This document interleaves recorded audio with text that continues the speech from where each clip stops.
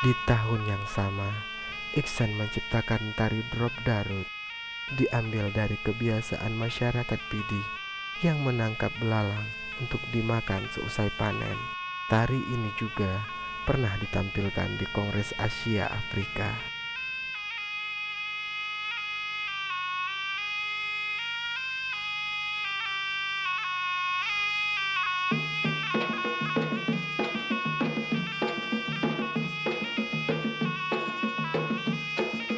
Pada tahun 1983, tuan rumah MTQ ke-13 meminta Aceh sebagai juara MTQ sebelumnya untuk menampilkan sebuah tari sebagai simbolisasi mengantar piala bergilir ke Padang.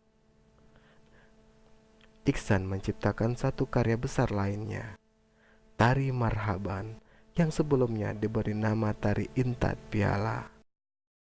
Saudara yang dihormati, dari kumpulan Sanggar Cut Nyadin, kita saksikan Tari Marhaban.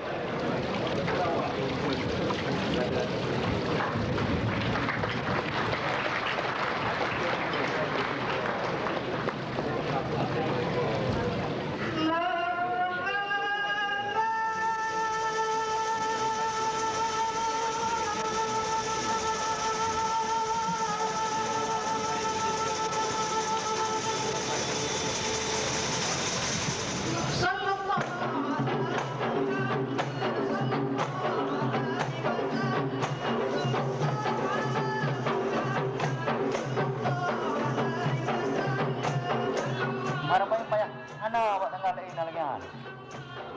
Cik di sangatnya di harapan yang payah. Diakui berempat penampilan di Malaysia, di luar negara ini ya. Nyo harapannya kagumi, yo tengah dia. Dan Islam ini,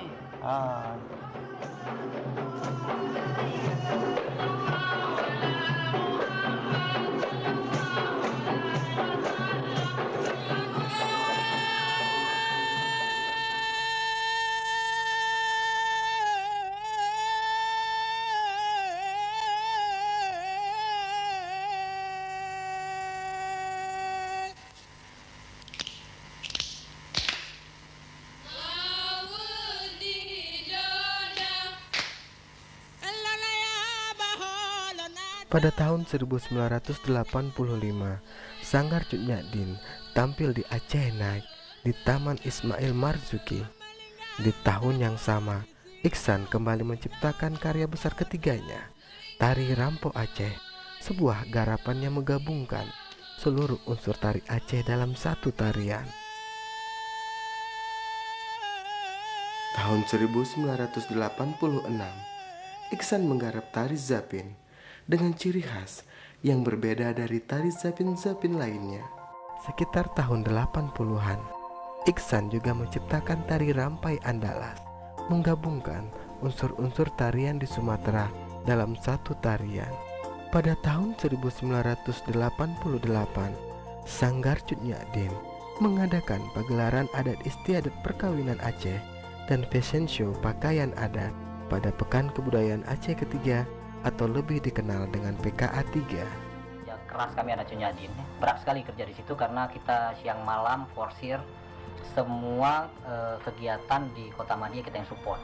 Tarian, pegelaran adat budaya, kemudian fashion show. Bang Isan juga yang mendesain baju tradisional pengantin, kemudian desain baju modifikasi itu dari fashion show ya.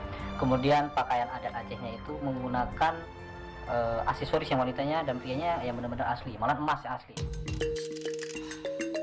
Tahun 1989, Sanggar Cut Nyadin tampil dalam Song and Dance Festival di Tokyo Dome, Jepang, dan kembali menyandang penampilan terbaik dengan menampilkan Tari Rampo Aceh. Awal tahun 90-an, Iksan menciptakan Tari Ranum Sigapu, Muda Ban Kemang, Biasa Luah Blang, Salem Hikmah, dan Prehlimpu yang dikenal dengan Tari Mundur. Di awal 90-an, Iksan mulai mengajar di SMA Negeri 4 sebagai guru matematika. Tahun 1991, Iksan ditugaskan untuk memperkenalkan baju adat dan adat perkawinan dari 5 daerah di Aceh pada Festival Pasadena di Washington DC, Amerika Serikat. Yang uniknya, karena dia tidak membawa ragawatinya itu dari Indonesia, jadi yang dipakai itu anak-anak dubes di sana gitu. Sangat berkesan waktu itu, susah sekali untuk menemukan wajah-wajah yang mirip dengan face-nya orang Aceh. Tapi tidak begitu sulit, kenapa? Ya kita kan juga ada daerah-daerah Portugalnya ya, di daerah-daerah pesisir barat selatan, sehingga ada yang mirip, ada yang enggak gitu.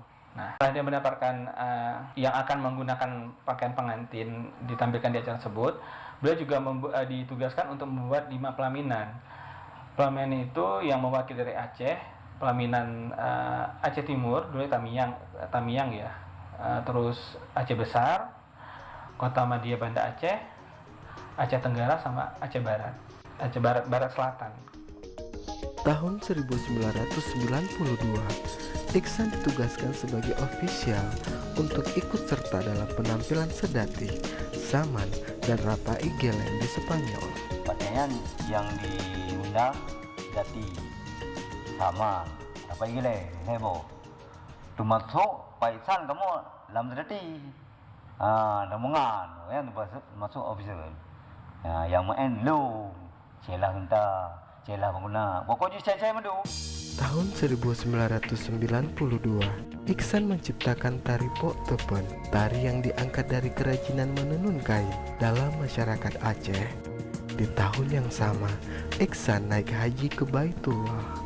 Pada tahun 1993, Sanggar Cut Nyadin ikut serta dalam Tong Tong Fair atau Festival Pasar Malam Besar di Belanda dan Prancis, menampilkan 25 tari, juga membawa 3 karya besar Iksan, yaitu Perang Sabil, Marhaban, dan Rampo Aceh. Selama 4 tahun berturut-turut, dari tahun 1994 sampai dengan 1997, Sanggar Cut Nyadin melakukan penampilan keliling Malaysia di Kuala Lumpur, Malaka, Penang, dan Kelantan.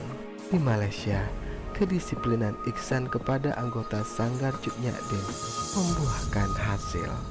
Kepemimpinan beliau itu cukup bagus ya. Beliau bisa mentransfer knowledge yang bagus kepada kami.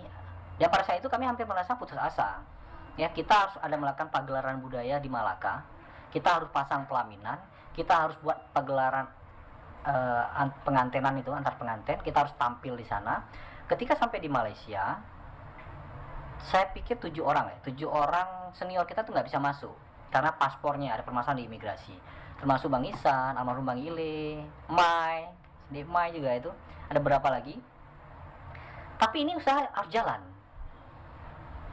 Saya nggak habis bayangkan gimana ini di luar negeri, di negeri orang yang kita nggak ada, dulu nggak ada HP, nggak ada HP, nggak bisa komunikasi. Tapi saya pikir ini transfer knowledge yang cukup bagus sehingga itu bisa kita laksanakan dengan baik.